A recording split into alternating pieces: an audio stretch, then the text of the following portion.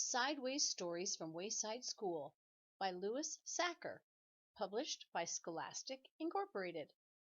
Reading level, DRA level 38, guided reading level P. Chapter 15, Dede. This story contains a problem and a solution. Dede was a mousy-looking kid. Unlike most children at Wayside School, she liked recess better than spelling.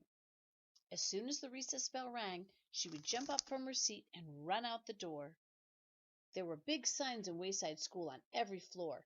No jumping down the stairs. Dede never seemed to notice the signs. She jumped down the stairs.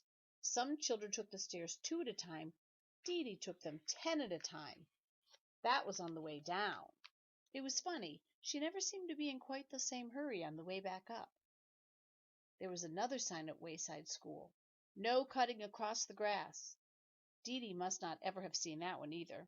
She cut across the grass and ran up to Louis, the yard teacher. "I want a green ball," Dede said. The green balls were the best. "I'm all out of green balls," said Louis. "Okay, then I want a red ball," said Dede. The red balls were just about as good as the green balls. They didn't bounce as high, but actually sometimes you don't want a ball to bounce too high. "I'm all out of red balls, too," said Louis. "Do you have anything left?" asked Dede. Dede meant anything besides the yellow ball. There was one yellow ball at Wayside School, and Louis was always trying to get rid of it. It didn't bounce, and it never went the way it was kicked. "Anything at all?" asked Dede. "Today's your lucky day," said Louis. "I have one ball left, just for you, the one and only yellow ball." "No, thanks," said Dede. "Oh, come on, take it," said Louis. "Why don't you ever have any green or red balls?" asked Dede. "I do," said Louis, "but the other children ask first. By the time you get out here, they're all gone." "That's because I have to come all the way down from the 30th story. How do you expect me to compete with the kids from the first or second?" she asked. "That's why I saved you the yellow ball," said Louis. "Everybody wanted it, but I saved it just for you." "I bet," said Dede. She took the yellow ball and bounced it on the ground. It stopped dead with a thud. She stepped back, ran up and kicked it. It went backwards over her head. She didn't bother chasing it. Instead, she played hopscotch with Jenny and Leslie. She thought it was disgusting. The next day, Dede asked Mrs. Jules if she could go to recess early. "Why?" asked Mrs. Jules. "So I can get a green ball before Louis gives them all away," said Dede. "I'm glad you have a good reason," said Mrs. Jules. "Yes, you may go, but first spell Mississippi for me." Spelling was not Dede's best subject. By the time she finally got it right, she was 5 minutes late for recess. She jumped down the stairs, cut across the grass, and ran up to Louis. There were no green balls either. There were no red balls left. However, there was still the yellow ball. Dede played jump rope with Joy and Marisha. It was no better than hopscotch. So Dede's problem was to figure out a way to get a green ball, or at least a red ball. You already know that this story also contains a solution. Dede figured it out. See if you can too. Remember everything you know about Dede, Wayside School, and Mrs. Jules. Hint: the next day, Dede brought a cream cheese and jelly sandwich, some nuts, and shredded cheese in her lunchbox. Here's what's happened. Just before recess, Dede smeared the cream cheese and jelly all over her face. Then she stuffed her mouth with nuts and hung the shredded cheese from her nose. When she closed her eyes, she looked just like a dead rat. Todd was in on the plan. "Mrs. Jules," he called, "there's a dead rat in the classroom." Mrs. Jules was very put out. "I want that dead rat outside immediately." When Mrs. Jules said immediately, she meant it. Dede instantly found herself outside on the playground. "I want a green ball," she said. Louis pretended that he hadn't heard her. "May I please have a green ball?" asked Dede. Louis gave her a green ball. "I don't know how you did it, Dede, but you're first today," he said. When Mrs. Jules found out that Dede and Todd had tricked her, she sent Todd home early on the kindergarten bus. Dede threw the green ball on the ground. It bounced 50 feet straight up in the air, and then she caught it. "You don't like me, do you?" she asked Louis. "Sure I do," said Louis. "No, you don't," said Dede. "Yes, I like you," said Louis. "No, you don't," Dede insisted. "Yes, I like you. I really do," said Louis. "Are you sure?" asked Dede. Yes, said Louis. Don't you believe me? I guess so, said Dede. Do you like me? Asked Louis. You bet, said Dede. You're my best friend. Terrific, said Louis. I always wanted to be best friends with a dead rat. Chapter 16. DJ. DJ skipped up the 30 flights of stairs to Mrs. Jewell's room. He was grinning from ear to ear, from nose to chin, from here to there, and back again. Hey, DJ, Todd shouted. Glad to see you. Todd was a pushover for smiling faces. Mrs. Jewell heard him. She began to write Todd's name on the board under discipline, but when she saw DJ smile, she put down the chalk. Good morning, DJ, she said. What are you so happy about? DJ grinned and shrugged his shoulders. Mrs. Jewell smiled. Damien looked at the smile on Mrs. Jewell's face, then at Todd's, and finally at DJ's. Then Damien smiled too. His smile was almost as big as DJ's. They were best friends. Once they saw the two of them smiling, the rest of the class couldn't help but smile. Rondi had a very cute one due to her two missing front teeth. Nobody had an ugly smile. Jason came to school late. He was very upset. But the first thing he saw was Damien's smile, and he felt a little bit better. Then he saw Rondi's toothless grin and even began to smile a little himself. But when he saw the piano on DJ's face, he fell laughing onto the floor. Everybody started to laugh, even Kathy, and she hardly ever laughed except when someone hurt himself. The whole room seemed to be laughing, not just the people in it. The blackboard chuckled, the ceiling snickered, the desks were jumping up and down, and the chairs were slapping one another on the back. The floor was very ticklish. It laughed until the walls turned purple. The waste paper baskets started to sing, and all the pencils stood up and danced. Finally, things began to settle down. Mrs. Jewell wiped her eyes and said, DJ, why don't you tell the class why you are so happy? At least let us know what we're laughing about. But DJ just kept on smiling. Oh, come on, DJ, said Dede, tell us. DJ didn't say a word. He couldn't. His mouth was stretched out of shape. Let us guess, said Ron. If we guess, will you tell us? DJ nodded his head.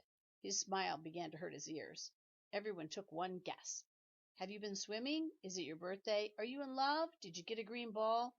Nobody guessed right. At recess, DJ was still smiling. Louis, the yard teacher, called, Hey, DJ, come here. They walked to the far corner of the playground, where they were alone. What's up, DJ? Louis asked. DJ just smiled. Come on, DJ, you can tell me. Why are you so happy? DJ looked up at him. He said, You need a reason to be sad. You don't need a reason to be happy. Chapter 17. John. John had light brown hair and a round head. He was Joe's best friend.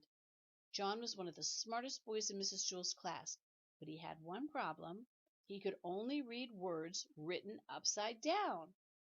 Nobody ever wrote anything upside down. But it was only a little problem. John was still in the high reading group. He just turned his book upside down. It was easier for John to turn his book upside down than to learn to read correctly. But the easiest way isn't always the best way. Mrs. Jewell said, John, you can't go on reading like this. You can't spend the rest of your life turning your books upside down. Why not? Asked John.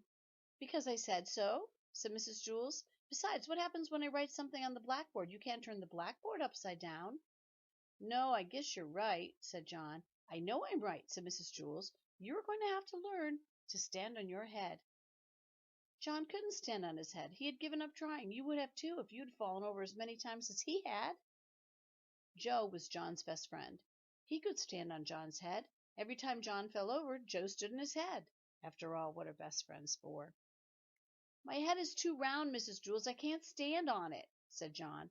Of course you can, John, said Mrs. Jewell. If Joe can stand on your head, so can you. It's easy, John, said Joe. I can't, John repeated. I always fall over. Nonsense, said Mrs. Jewell. All you have to do is find your center of balance. Now up you go.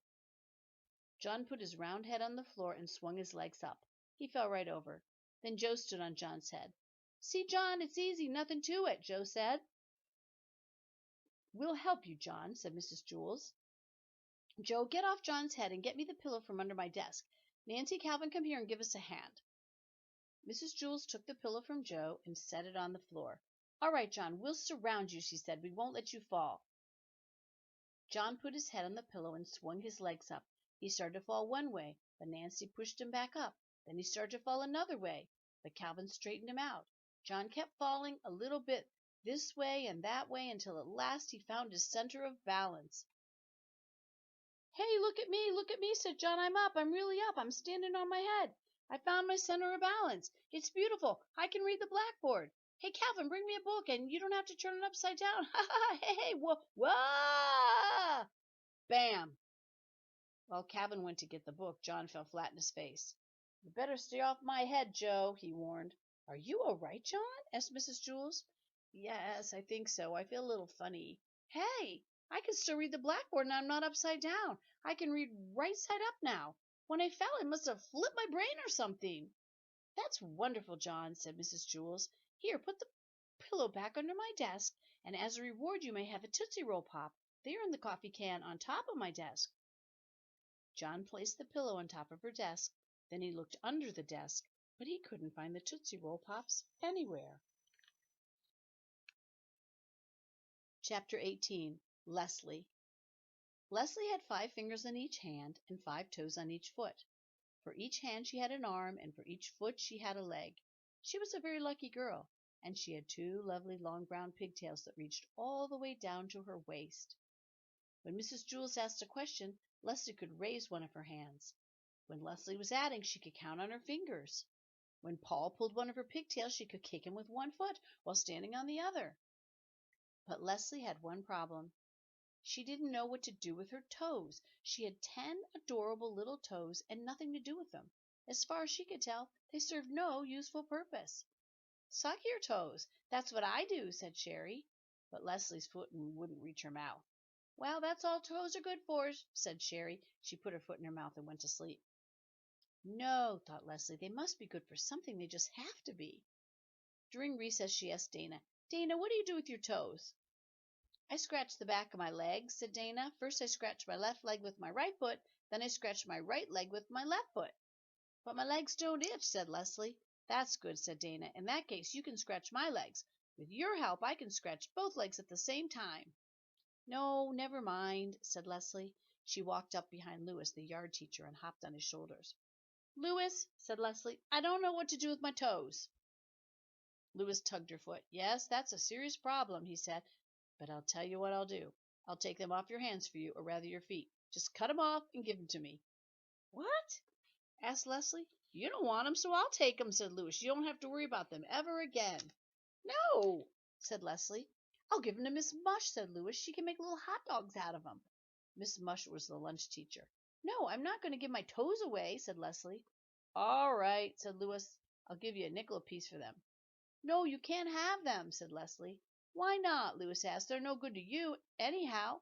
And think of all you can buy for 50 cents. The bell rang. "I'll think it over," said Leslie. She ran back to class. "Mrs. Jules," said Leslie, "I don't see any good reason for keeping my toes." "Oh, Leslie, I'm sure there are lots of good reasons," said Mrs. Jules. "Well, I can't think of any. My legs don't itch, and I can't get my foot in my mouth. Louis offered me a nickel apiece for them, and it seems to me like a good deal. But I wanted to check with you first." "I think Louis was pulling your legs," said Mrs. Jules. "No," said Leslie, "he was pulling my toes." "What would he want with your toes?" asked Mrs. Jules. "I don't know," said Leslie, "but if he's willing to give me 5 cents apiece for them, then I'm willing to go take him up on it. That's 50 cents. At lunch, Leslie walked up to Louis. "Okay, Louis," she said, "you can have my toes for a nickel apiece. That will be 50 cents. "Not so fast," said Louis. "Let me look at 'em first." Leslie took off her shoes. "Yes, yes," said Louis, "the big ones are good, and the ones next to them, but the most I'll give you for the rest of your toes is 3 cents each." Leslie was furious. "3 cents each? You told me 5 at recess." "I'll give you 5 cents for the big ones, but just look at that little scrawny little runt of a toe in the end there. You're lucky to be getting even 3 cents for it. I think you're getting a darn good deal." "I happen to like that toe," said Leslie. "Fine, then," said Louis. "Keep it. I'll just take the 2 big toes, and we'll call it square." He reached in his pocket and pulled out a dime. "Nothing doing," said Leslie. "These toes are sold as a set. It's either all 10 for 50 cents or no deal. What am I going to do with just 8 toes?" "Then forget it," said Louis. "I'm not going to give you a nickel for those scrawny little end toes." "Fine," said Leslie. "No deal. My toes will still be here if you change your mind." She turned and walked toward the hopscotch area. "Wait a second," Louis called. "I'll give you $1 each for your pigtails." Leslie turned around and looked at him with fiery eyes. "Cut my hair?" she exclaimed. "Are you crazy?" Chapter 19. Mizarves. There is no Mizarves. There is no 19th story. Sorry. Chapter 20. Kathy. Kathy doesn't like you. She doesn't know you, but she still doesn't like you. She thinks you're stupid. In fact, she thinks you're the stupidest person she doesn't know. What do you think of that? And she thinks you're ugly. As a matter of fact, she thinks you're the ugliest person she doesn't know, and she doesn't know a lot of people. She doesn't like the people she knows either. She hates everybody in Mrs. Jewell's class. She did like one member of the class. She liked Sammy. She thought he was funny. Sammy was a dead rat. But Kathy had good reasons for not liking any of the children she knows. She doesn't like DJ because he smiles too much, and she doesn't like John because he can't stand on his head. Kathy once had a car named Skunks. She liked Skunks, but she was afraid that Skunks would run away. "You have nothing to worry about, Kathy," said Mrs. Jewls. "Skunks won't run away. Just be nice to him and feed him and pet him, and he won't run away. He may go out and play, but he'll always come back."